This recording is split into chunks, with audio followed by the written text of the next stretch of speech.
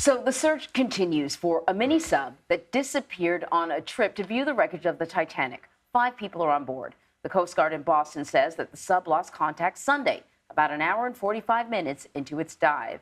So for more on the missing submersible and rescue efforts, we want to bring in Butch Hendrick. He's joining us now. He's the president and founder of Lifeguard Systems, which conducts dive training for public safety officers. And he's not involved in this specific rescue, though, but has been instructing dive rescues for over 35 years. So we sort of have been loosely calling this a submarine, but it's not a submarine. It's a submersible. It needs to sort of, once it's in the water, it can navigate, but it's not sort of independently able to propel itself kind of around, right? I hope I'm saying it properly.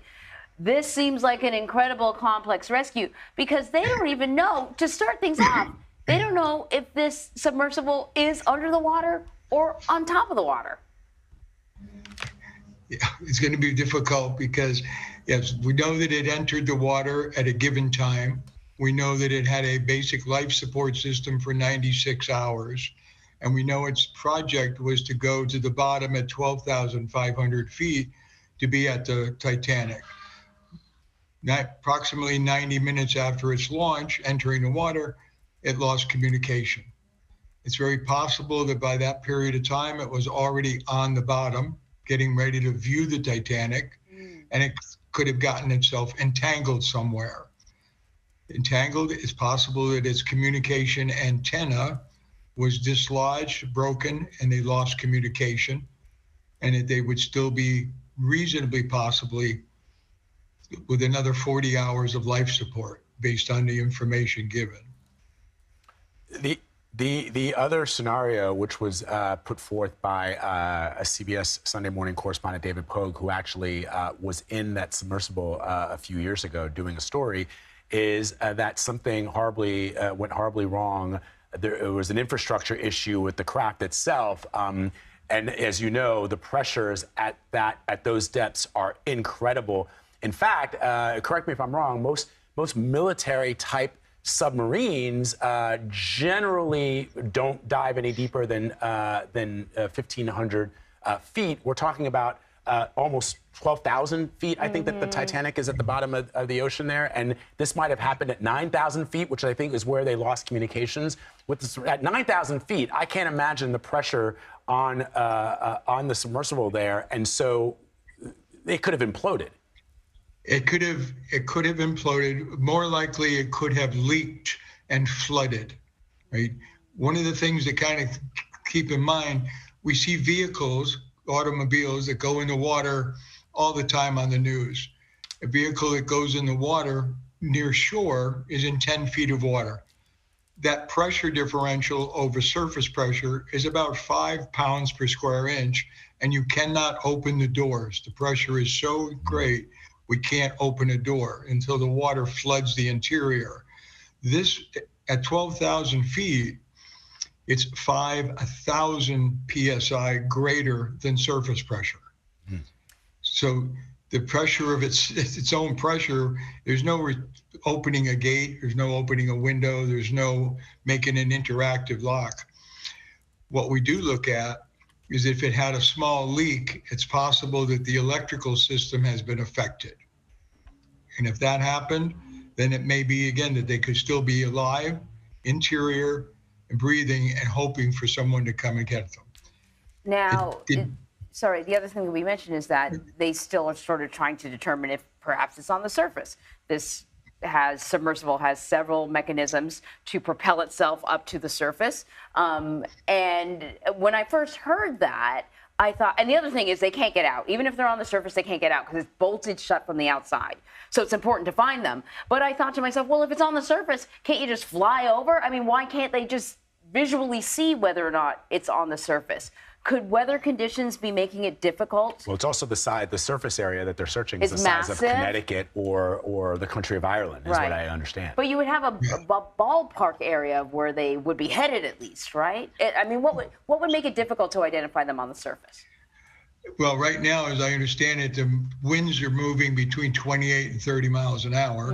The sea is anything from 2 to 3 foot high with whitecaps. So it could be difficult, but you are looking at the individuals the Coast Guard, United States, Canada, et cetera, that are out there, they're trained on how to see this. They're flying fixed wings aircraft.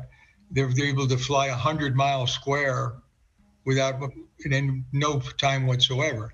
We are looking at the potential that if it drifted in current, it could be several 100 miles from where it entered the water. But again, looking at a fixed wing aircraft and the highly trained personnel that are in those aircraft searching, they know how to look for this. They'll be looking for they've also got equipment on deck that'll allow them to suddenly realize there's something on the surface besides the visual eye. Most likely it's not at the surface. Most likely it's subsurface, and we'd like to think that they still have 40 hours of life support. So being positive, and I'm sure that that's what our Coast Guards and Canadians are doing, is telling their crew, we still have approximately 35 to 40 hours of life support. This is still a potential rescue. Keeping it positive will keep the crew at all levels working hard. As soon as we go to, well, we're not going to find it, it's over, the whole potential of the morale drops. When morale drops, we lose a whole massive part of that rescue. And again, you have to say that the Coast Guard, that's what they train for. They know how to keep their crew positive right up until they realize it's no longer a capability. Can we talk about, and understanding that we know nothing at all about this, but what kind of, I guess, math and science goes into trying to calculate based on conditions, based on the water, based on the weather, yes. Given that this craft does not propel itself, what kind of calculations go into trying to find something that is drifting in water? I mean, human beings from the very beginnings of civilization have been able to navigate the ocean's surface using math and science, and I wonder what kind of math and science goes into trying to figure out things underwater. Right. First of all, this unit cannot travel like we think of a boat or a vessel that can move across the surface, but it does have mobility. It has the ability to rotate, rise, and fall in the water column. It has, if you will, it has the ability to do minor motions with small motors. It just can't propel itself quickly in the ocean. When we start to look at current, the moment I think of a 1-knot current moves at 100 foot per minute. So if it's caught in a current that's running at 6 to 8 knots, it's moving 600 to 800 foot per minute. Wow. The Coast Guard knows that. The Coast Guard has already put out their own beacons. What would have helped is if the submersible had releasable transmitters that could have come to the surface, and the moment they realized we were in trouble, the trackers could have said, okay, this unit came to the surface here, here's what the current and wind have been doing. The Coast Guard would have put their own trackers in, retraced it, and been able to start to follow its travel point. So if it's drifting mid-water in the current, they know how to track speed. They'll do what's called fetch and track. They'll be tracking it based on currents, winds. They'll have a general idea, within 100 square miles of where it should be. And then they will narrow it down from there. That seems like a basic safety measure. So I'm going to ask you a question that you may not be able to answer, because I understand, like, you don't know. We're all learning about this company. Fine. But I mean, based on what we're learning so far, would you have gotten into this submersive?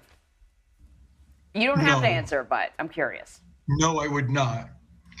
But one of the things that I do believe is important, and we understand, if you had gone on this trip, you would not be just put into this submersible and now we're going for a ride. You would have been shown how to use some of the emergency processing inside the unit.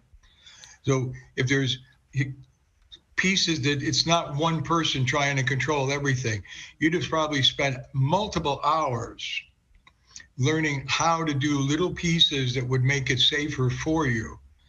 The concept that it does not have releasable tracking buoys, it does not have a backup transmitter that would allow you to emergency, no matter what happened, it would be able to put out its own underwater signal that the Coast Guard and our Navy could find. And as you said earlier, our general submarines are not designed to go to this depth. There's not another unit sitting 700 miles away that can come out here and go save them.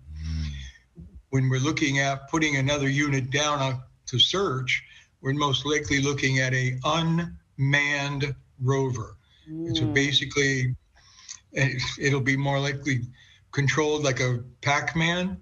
It'll have cameras, it'll have manipulating arms that can be, different tools can be attached. They could have cutting tools, grabbing tools, and so forth. But you can see where she's moving along the surface quietly. Then when she descends, the submersible has the ability to maneuver, turn. You see little fans going there. Those are actual motors. And very often those would be on the front of a large ship to help it dock. So it's very quietly in motion. But the Titanic has so much debris across it that the thought of it being entangled, it's caught on something and can't get itself out, is extremely high. The second thought, as you've already mentioned, is did it have a leak? Is water come into it, destroy or damage the electrical system? It can't communicate. It can't do what it's supposed to do. Butch Hendrick, thank you so much for your expertise. We appreciate it. And I thought you'd ask great questions for people who don't know the system. Thank you. Thank you, Butch.